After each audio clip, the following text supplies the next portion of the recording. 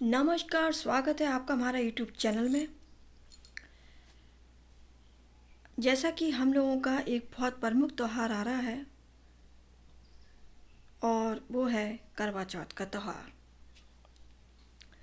इस दिन महिलाएं अपने पति की लंबी उम्र के लिए निर्जल व्रत रखती हैं।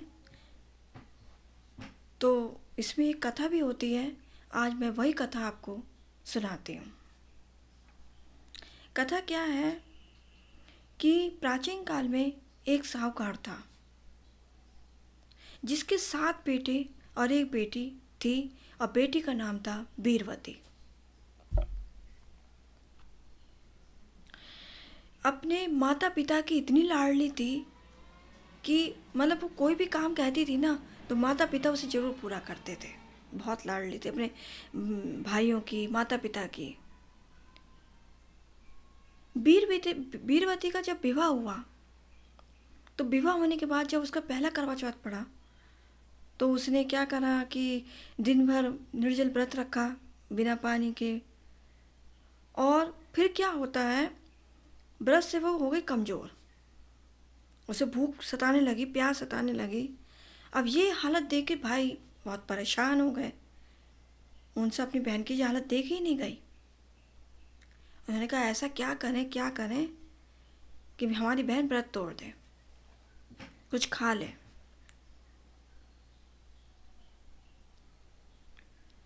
होता क्या है, जब चांद निकलने में देरी हो गई तो भाइयों ने क्या करा, अपनी बहन का व्रत खुलवाने के लिए उन्होंने एक उपाय सोचा। और उन्होंने क्या करा, वे नगर के बाहर गए। वो पीपल के पेड़ पे आग लगा देते हैं और छलनी रख देते हैं। छलनी रखने के बाद वो अपनी बहन के पास जाते हैं, कहते हैं बीरवती व्रत खोलो, चांद निकल आया है। उसने भाई की बात पे विश्वास करा। उसने सोचा कि मेरे भाई झूठ थोड़ी बोलेंगे। उसने भाई की बात पे विश्वास करके, उसमें मतलब क्या होता है, भाई की बात पे विश्वास करके उसने आग की रोशनी को ही चांद मानकर अर्घ्य दे दिया और व्रत खोल दिया। जैसे उसने भोजन ग्रहण करा उसकी पति की मृत्यु का समाचार आ गया। बीरवती अपने पति का शव देखकर बहुत रोने लगी। तभी इंद्राणी जो इंद्र की पत्नी है वो प्रकट हुई और उन्होंने बताया बीरवती को कि तुमने छल से अपने व्रत को भंग किया है, तुमने बिना चंद्रमा को अर्घ्य दिए भोजन ग्रहण कर लिया है, जो आज तुम्हें ये फल मिला है। अब क्या होता है, ये बहुत बड़ा तुमने अनिष्ट किया है, अब तुम्हें इसके लिए पूरा 1 साल और इंतजार करना पड़ेगा। अगर तुम चाहती हो कि तुम्हारा पति पुनः जीवित हो जाए तो तुम फिर विधि विधान से इस व्रत को करना, तुम्हारा पति जीवित हो उठेगा। बीरवती ने पूरे 1 साल का श्रद्धापूर्वक व्रत की, 1 साल तक श्रद्धापूर्वक व्रत का पालन किया और अगले करवा चौथ पर विधि विधान से व्रत रखा और चंद्र को अर्घ्य दिया। मतलब बहुत भक्तिभाव से उसने पूजा पाठ की। उसके बाद उनका पति पुनः जीवित हो उठा और उसे अपना सुहाग वापस मिल गया। देखिए, ये करवा चौथ का त्यौहार बहुत बहुत बहुत ही मतलब क्या कहूँ, बहुत ही ज़्यादा महत्वपूर्ण होता है। अगर कोई महिला बिना चांद को अर्घ्य दिए भोजन ग्रहण कर लेती है तो उसको इस चीज़ का फल जरूर मिलता है।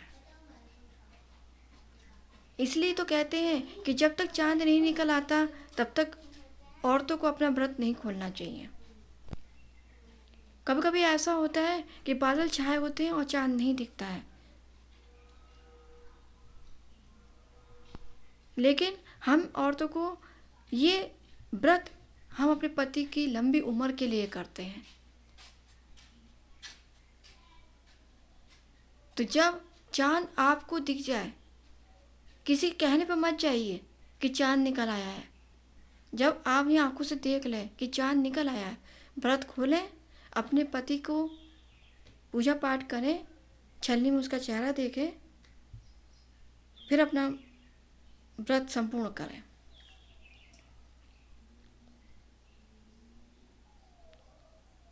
ये ऐसा व्रत है, अगर इसमें आपने झूठ बोल दिया तो इसका फल आपको तुरंत मिलता है।